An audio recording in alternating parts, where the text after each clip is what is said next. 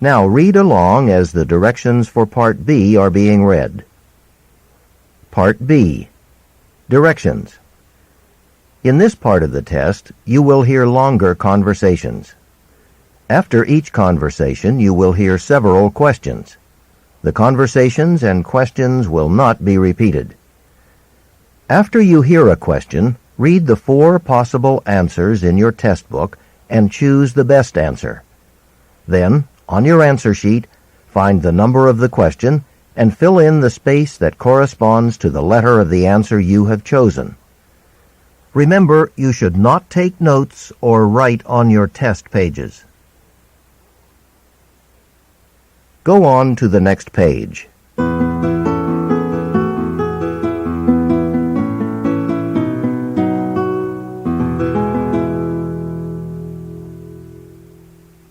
Now we will begin Part B with the first conversation. Questions 31 through 33. Listen to a radio interview with the artistic director of a dance company. Today's arts report features Dan Parker of the American Indian Dance Theater. Mr. Parker, I understand your troupe performs traditional music and dance from many different Native American cultures. Can you give us an idea of some of the dances you'll be doing in your performance tonight? Certainly. We'll be doing one that's a war dance. Originally, it was a storytelling device to recount battles. Another is the grass dance performed by the Plains Indians, where they actually flatten tall field grass to prepare it for a ceremony. Since your dancers are from many different tribes, how can you be sure the dances are done correctly? Everything we do has been approved by the elders of our tribes. That's partly because we don't necessarily know each other's styles or dances.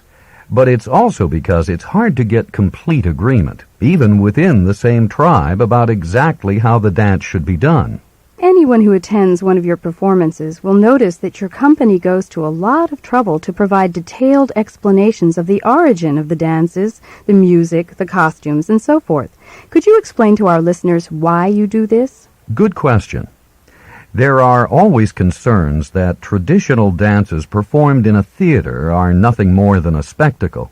Our explanations show that in our cultures, dance is ritual rather than entertainment. We also want to make it clear to our audience that we are not performing any dances used for sacred ceremonies. Number 31.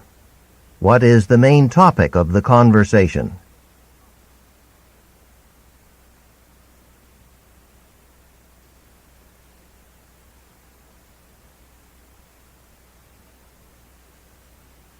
Number 32.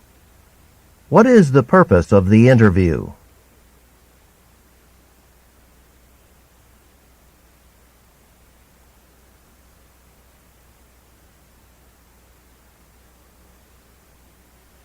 Number 33. Why are the dances approved by the elders of the tribes?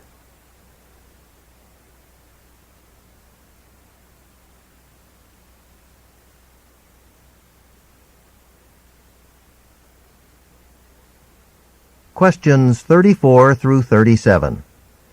Listen to a phone conversation between 2 friends who are discussing a problem.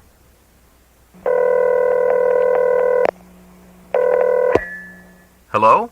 Hello, Sam.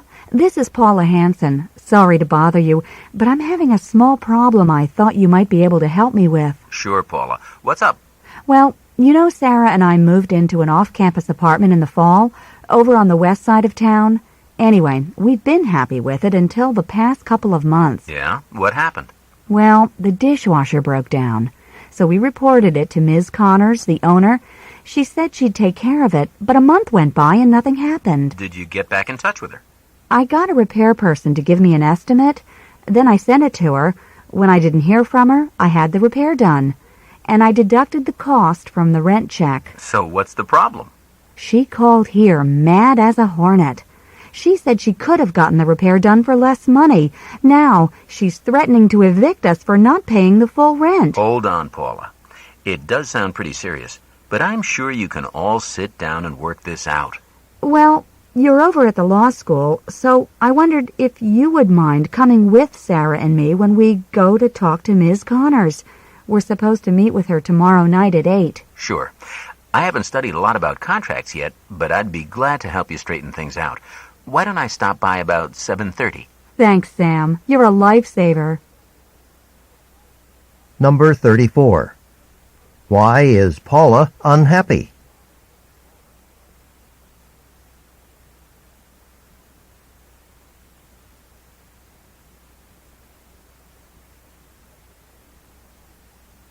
Number 35.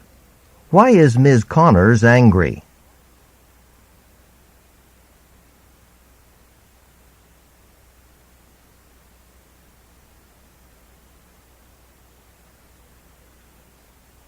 Number 36.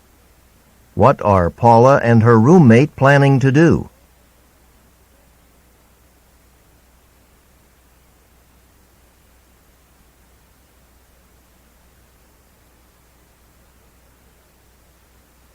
Number 37. Why does Paula think Sam can help her?